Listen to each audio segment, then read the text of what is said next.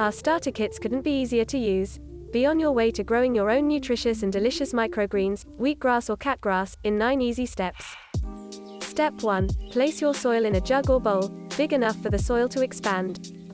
Step 2. Add water, saturating the discs and wait for 5 to 10 minutes.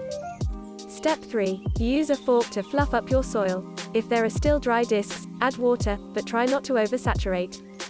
Step 4. Once all your soil discs are broken down, mix and fluff, ready to add into your craft pot.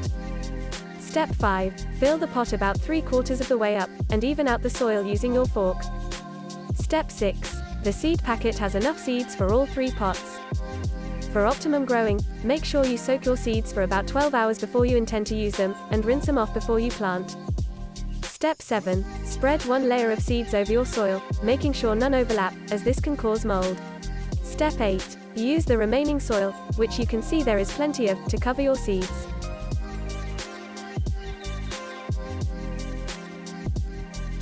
Step 9. Cover your pot with the lid provided and let the seeds germinate in what is called the blackout period for around 48 hours.